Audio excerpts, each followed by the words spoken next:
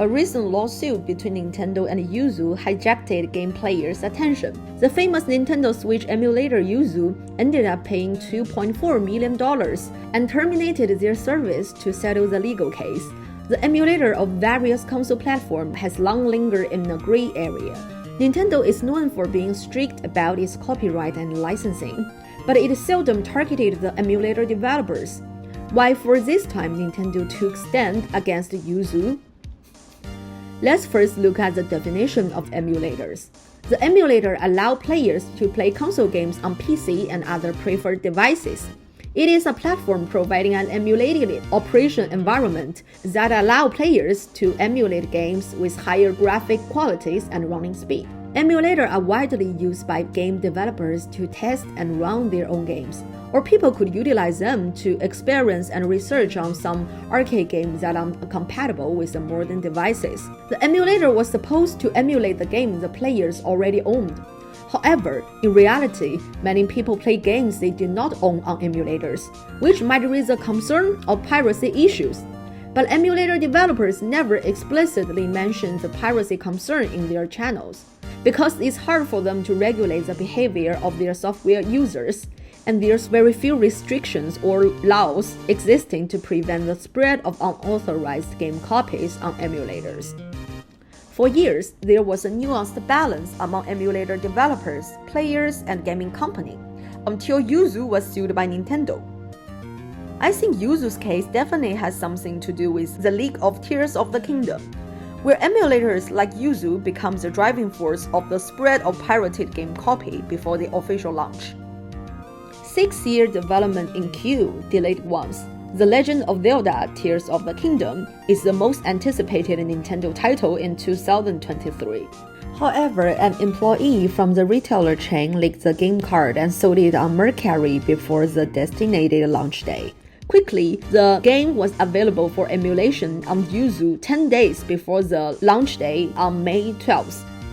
Those who never paid for the game copy could download the game and spread the undisclosed story and screenshots massively online.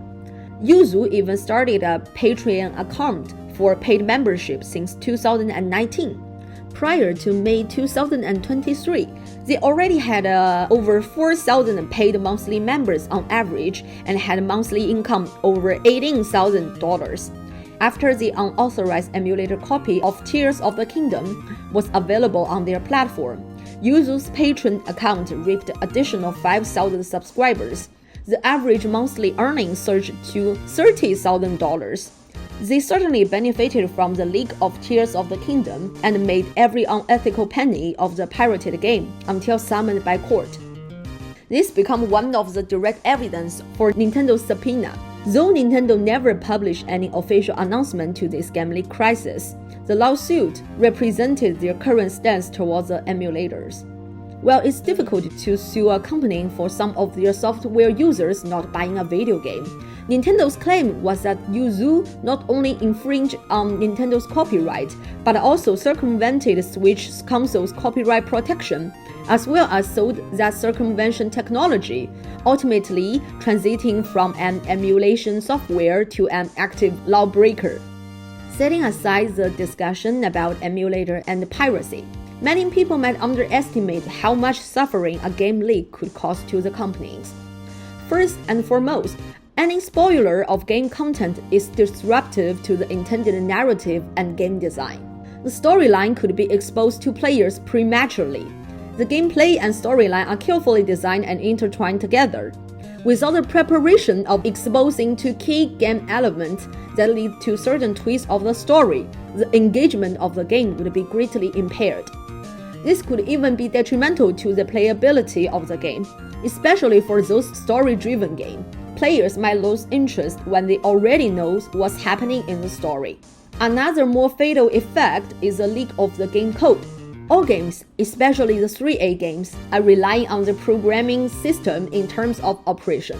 The patent safeguards these delicately designed features in-game and protects the intellectual property. Leaking the game source code not only divulges the core codes but also facilitates the unauthorized reproduction or modification of the game, breaching the legal boundaries. This is also one of the leading reasons why Yuzu ended up in lawsuit. It supported the circumvented copy of Nintendo's unreleased game to attract paid users. The leak discounted the players' motivation to buy the original game, causing unpredictable financial loss. Beyond that, game leak can disrupt the game company's research and development as well as the future projects. One of the most directly impacted departments is the marketing people. For instance, GTA 6 trailer leak caused the whole marketing plan to shift. GTA 6 trailer was leaked online less than 24 hours before the anticipated premiere. Their public relations team responded instantly to the leak by suspending the leaker's account and releasing the full trailer's content in advance on their YouTube channels. The leak was disappointing, but fortunately, Rockstar's instant response to the leak minimized the adverse effect among the players. But the Insomniac game didn't get such luck. Their whole company got hacked in 2023, and their upcoming 5-year marketing plan went public online, including all the unannounced titles and adaptations. This tragedy brought severe consequences to the company and employees. We will never know how many titles could be potentially delayed and buried in dark. The loss is not to company, but to the entire player community as well. Indeed, game leak is hard to predict and often strikes the company off guard.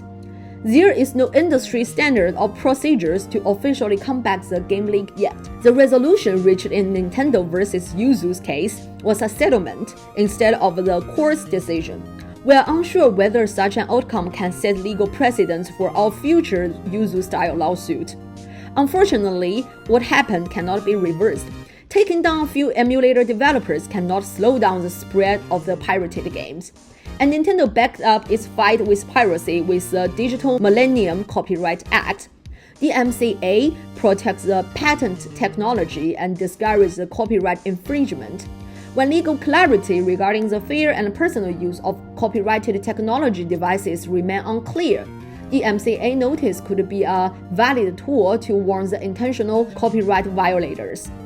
After their settlement with Yuzu, they also issued a DMCA takedown notice to Lockpick, a tool to bypass the switch encryption and permit unauthorized access to game code.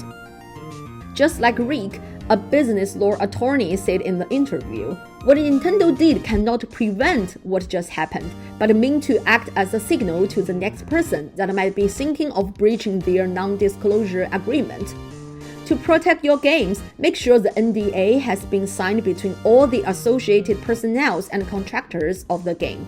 It's an act of fact to show that there's legal consequence involved with any intention of game leak.